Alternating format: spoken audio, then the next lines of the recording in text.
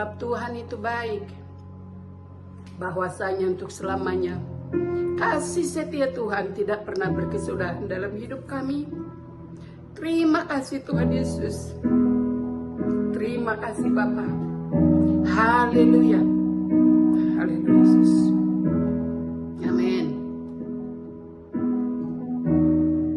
Syukur bagi Dia, Allah yang kuasa, yang menjadikan segalanya ajaib perkasa, yang diperbuatnya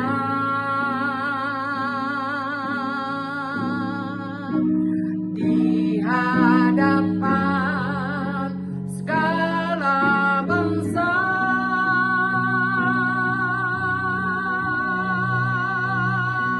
Sebab Tuhan baik, bahwasanya untuk selamanya kasih setianya. Sebab Tuhan baik,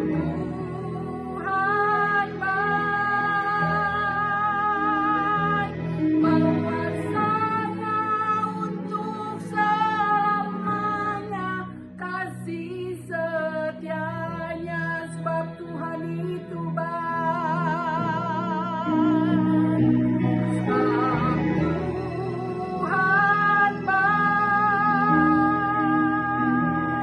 Tuhan baik, bahwasanya untuk selamanya kasih setianya. Sebab Tuhan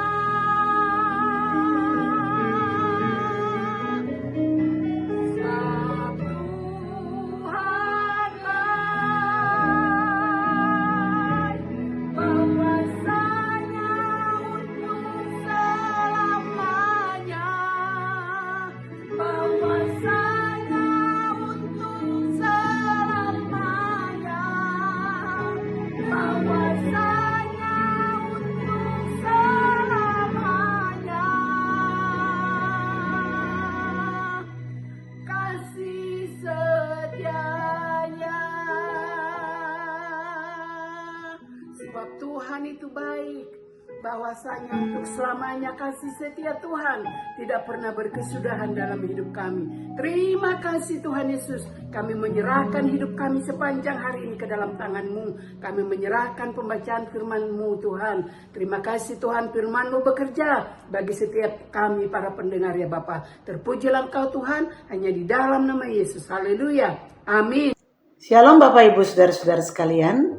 Kita berjumpa kembali hari ini, hari Senin, tanggal 18 Agustus 2025 di dalam renungan harian intim dengan Allah. Judul renungan kita hari ini adalah konflik adalah kesempatan. Diambil dari Efesus pasal 6 ayat 10 sampai 20. Pembacaan Alkitab 1 tahun diambil dari Yeremia pasal 15 sampai 18. Saya akan bacakan Efesus 6 ayat 10 sampai 12. Demikian. Akhirnya, hendaklah kamu kuat di dalam Tuhan, di dalam kekuatan kuasa-Nya. Kenakanlah seluruh perlengkapan senjata Allah, supaya kamu dapat bertahan melawan tipu muslihat iblis. Karena perjuangan kita bukanlah melawan darah dan daging, tetapi melawan pemerintah-pemerintah, melawan penguasa-penguasa, melawan penghulu-penghulu dunia yang gelap ini, melawan roh-roh jahat di udara. Bapak Ibu Saudara, konflik menurut Kamus Besar Bahasa Indonesia adalah percekcokan, perselisihan, pertentangan. Konflik menurut Merriam-Webster adalah persaingan atau tindakan menentang pihak yang tidak cocok atau sejalan, keadaan atau tindakan bermusuhan yang disebabkan oleh perbedaan ide, perbedaan minat, atau kepribadian. Lalu konflik juga berarti pergumulan mental yang dihasilkan dari ketidakcocokan atau kebutuhan, keinginan, tuntutan internal atau eksternal yang berlawanan.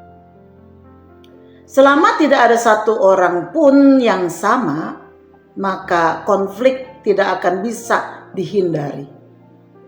Konflik akan selalu ada, baik itu di rumah, di tempat kerja, di masyarakat, bahkan di tempat pelayanan sekalipun. Dan memang konflik bukan sesuatu yang harus kita hindari, melainkan harus kita kelola dengan baik. Sebab itu kita perlu memiliki cara pandang yang betul terhadap konflik. Jika kita menganggap konflik sebagai ancaman, maka kita akan berusaha untuk menghindari konflik atau memusuhi konflik. Namun jika kita menganggap konflik dapat mendewasakan kita, maka kita akan berusaha mengelola konflik dengan benar dan mendapatkan manfaat dari konflik itu sendiri bagi perkembangan karakter kita. Jika kita mempelajari Alkitab, maka dari awal sampai akhir kita menemukan bermacam konflik. Dimulai dari awal kitab Kejadian, terdapat konflik antara manusia pertama dengan ular atau iblis. Lalu dilanjutkan konflik di antara saudara, yakni Kain dan Habel, Yakub dan Esau, Saul dan Daud. Dan di Perjanjian Baru kita melihat Paulus dan Barnabas. Dan seterusnya sampai kitab terakhir yaitu Wahyu, konflik atau perang antara Allah dan iblis yang dimenangkan oleh Allah. Dan iblis dilemparkan ke dalam kebinasaan kekal bersama dengan para pengikutnya. Orang Kristen dipanggil untuk mengangkat senjata melawan dosa dan kegelapan, bukan melawan sesama manusia. Dalam Efesus 6 ayat 12. Dengan perlengkapan senjata Allah. Sambil meneladani Kristus kita berperang melalui kasih, kerendahan hati, dan pengorbanan. Ini adalah peperangan yang sesungguhnya. Sementara konflik yang terjadi di antara sesama manusia, apalagi di antara sesama saudara atau keluarga seiman, konflik bukanlah peperangan, melainkan suatu cobaan yang memberi kita kesempatan untuk bertumbuh dengan cara yang luar biasa. Amsal 27 ayat 17 mengajarkan, besi menajamkan besi, orang menajamkan sesamanya. Ayat ini menunjukkan bahwa benturan atau konflik bisa bermanfaat jika dikelola dan dihadapi dengan cara yang benar. Pernahkah kita berpikir bahwa kondisi yang kita hadapi itu diizinkan oleh Tuhan terjadi dalam hidup kita? Allah yang berdaulat dan penuh kasih dan bijaksana membawa orang-orang, termasuk mereka yang sulit, ke dalam hidup kita agar Dia bisa bekerja di dalam kita dengan cara yang hanya bisa terjadi melalui konflik. Konflik adalah kesempatan. Dia adalah kesempatan yang jitu untuk pembentukan karakter. Beberapa karakter yang terdampak melalui konflik jika ditangani dengan baik dan benar adalah yang pertama, karakter kerendahan hati. Konflik mengajar kita untuk bisa memahami orang lain, tidak menganggap diri kita yang paling benar dan yang harus didengar. Yang kedua, karakter kesabaran. Menghadapi orang yang sulit melatih kesabaran kita. Yang ketiga, karakter mengampuni. Pengampunan dibutuhkan ketika terjadi konflik. Jika tidak ada konflik, maka kita tidak pernah belajar bagaimana mengampuni. Padahal pengampunan adalah buah dari kasih. Amsal 10 ayat 12 menuliskan, kebencian menimbulkan pertengkaran, tetapi kasih menutupi segala pelanggaran. Yang keempat, bergantung pada pimpinan Roh Kudus. Di saat konflik, maka orang akan mendekatkan diri kepada Tuhan dan membutuhkan pertolongan dan pimpinan Tuhan. Apa perenungan kita hari ini, saudara? Konflik tidak ditangani dengan baik akan menimbulkan perseteruan yang terus-menerus dan perpecahan. Namun jika kita sadar bahwa Allah turut bekerja dalam segala sesuatu untuk mendatangkan kebaikan bagi orang yang mengasihi Dia, seperti yang tertulis dalam Roma 8 ayat 28, maka kita akan melihat konflik sebagai sebuah kesempatan yang diizinkan Tuhan untuk membentuk kita seperti tanah liat yang keras yang harus dihancurkan agar bisa dibentuk menjadi perkakas yang indah dan berguna. Atau seperti logam emas yang dipanaskan sehingga lebur untuk menghasilkan kemurnian emas. Jika saat ini saudara ada dalam konflik dengan seseorang, maka ambillah pelajaran dari situasi ini dan mulailah menjalankan keempat poin di atas. Dan saudara akan bertumbuh semakin dewasa untuk mempraktekkan kasih sesama manusia. Kiranya Tuhan memberkati kita. Mari kita berdoa. Terima kasih Tuhan untuk segala sesuatu yang Tuhan izinkan terjadi dalam hidup kami.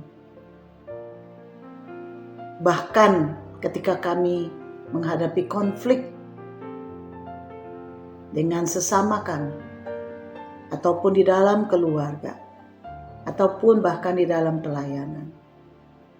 Biar kami melihatnya ini sebagai suatu kesempatan untuk kami bertumbuh dewasa, untuk kami menghasilkan karakter yang lebih baik, untuk kami belajar mempraktekkan pengampunan, praktek kasih yang Tuhan sudah